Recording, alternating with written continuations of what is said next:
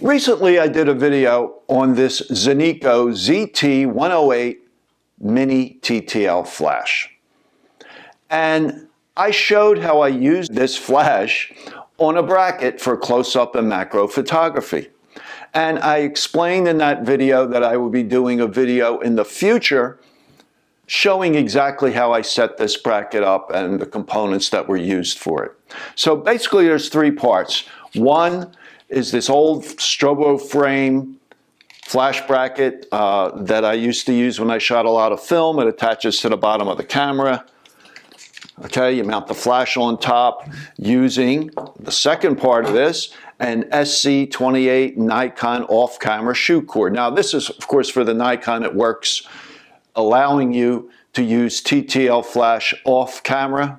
One end goes onto the camera, the other end attaches to the flash. These are made for other camera manufacturers as well. I know Canon has them, I'm sure Sony does as well. And the third component in this is this Cam Vate 11-inch articulating arm. These are available at Amazon for about $17. Other companies make them, K&F Concepts and newer. And they're really nice little accessories. You just loosen this bracket here and it'll turn in all kinds of positions, okay? It has a little ball socket up top, one at the bottom, and it could be attached directly to the camera. This is the way it comes out of the box basically, okay? And so it has a foot that attaches to the shoe on the camera. Okay, you tighten it down, and then you could attach various accessories up top. For example, you could attach this Nikon SC-28. SC-28 has a standard tripod socket on the bottom. So what I did, I attached, and this is what I showed in the video, I attached this to the bottom of the camera. Now normally I use my Nikon Z8 for this, but that is filming me now, so I'm attaching this to my Z6. Okay? All right, so now that is set to the camera. By the way, I have an 85mm 1.8 7 Artizans autofocus Z-mount lens on the camera. I'm testing this lens right now. I'll be doing a video of it in the near future. Also, I have attached is a Vello 12mm autofocus extension tube. I've talked about these in the past. I've done a video on them.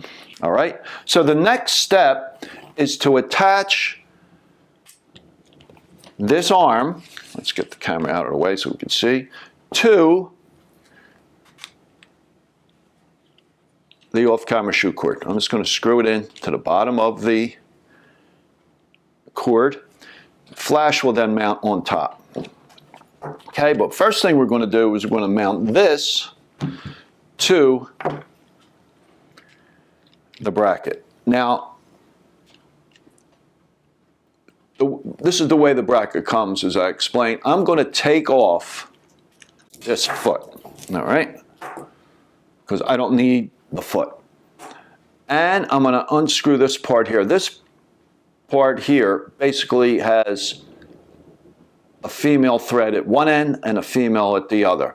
So when using the foot, you just screw this into the 1/4-20 screw on the articulating arm, and then you screw this, okay, in, and that allows you, that gives you the foot to attach to the camera. Okay, but we don't need that. But I want to take this off because what I want to do is I want to attach this to my bracket.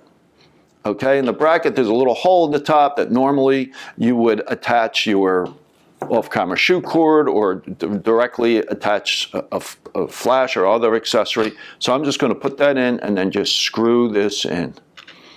Okay, and make it nice and tight.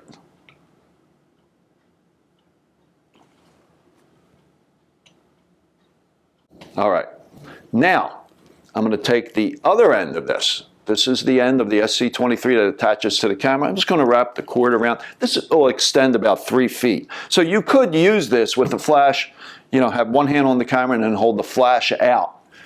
But of course we're not doing that in this situation. All right, so this is going to slide into the hot shoe and you lock it down, okay? And now we're going to attach the flash to this, all right? And what's nice with this little flash, as soon as you slide it in, it locks in place. There's a little button on the back to release it. So I'm going to slide it in, all right? So now I got that flash up really high, but we don't want it like that for this purpose. What I want to do is, and just by loosening this arm, you can see this thing moves in all different kinds of ways. And it's kind of a little wiggly, I guess that's a proper word. But I'm going to tighten this down. And by tightening this, it tightens the ball over here and the rotating ball over here. So you got to make sure it's nice and tight. So now I have the flash positioned right above the lens, but aimed down. And I have the little diffuser that comes with the flash. It doesn't do a lot. It will soften the flash slightly, but it also spreads the light out a little bit. Okay, so let me just demonstrate how I use it. I'm just going to take this figure here. I don't know, is this a jaguar or I don't think it's a tiger, whatever. It's some type of big cat. I will turn the camera on. I will turn the flash on, and I have the flash set for TTL. All right, look at my video on this flash. It's really versatile, it's inexpensive, and it does a really good job for things like this. Now, just one more thing. You could say, well, why not use a bigger flash? Why not use a more powerful flash? Well, you could, but this is a Nikon SB600, all right? It's on the smaller side of Nikon flashes, but this thing weighs a hell of a lot more than that. It's a lot bigger. It makes this rig more difficult to handle, okay? And with the bracket and the flash up here, this is really easy to handle. You got a lot of options. You could flip this over, but you see what happens? How that got, once I flip that, the flash kind of moved, but you really want to make sure this is tight. That's the only negative of this, is that it's any quick movement, it kind of loosens. But again, with a lightweight flash, it's much easier to use. So I'm going to set my lens here to f11. I'm on manual exposure mode. I'm at ISO of 800.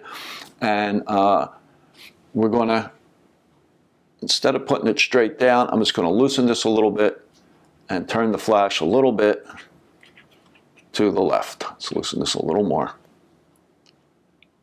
Okay? All right. And then I'm going to swing it out a little bit like that. All right, and now I'm going to take a picture. And I could get pretty close, and I could add a second extension tube and get even closer. And because I'm so far away from the background with the flash, the background's going black, and it gives it, you know, nice quality of light on the subject. Much better than if I had just had the flash mounted directly on the camera. Now you could also add what they call a riser to this flash. Actually, I have a Godox riser which is compatible with this, and that brings the flash away about another 2 inches, yeah, for a different look. But you could adjust this in so many ways, okay? And it works out really well. And I showed some pictures in the previous video, and you know, we're just going to look at them now. So as you can see, I think we got some decent shots using this very simple setup. I think it works out really well for this type of photography. And the other thing, even though this flash isn't very powerful, at these close distances, you can shoot at f11 or f16 to get that depth of field that you need in this type of photography. So that's it for this video. If you have any questions or comments, please leave them in the comments below. I always try to respond to all questions and comments. And look for my video on this 7 Artizans 85mm 1.8 autofocus lens. That's coming up soon. And if you enjoyed this video, please give it a thumbs up and subscribe to my channel. I usually publish a new video every Wednesday morning at 11 a.m. Eastern Time. So I will talk to you soon.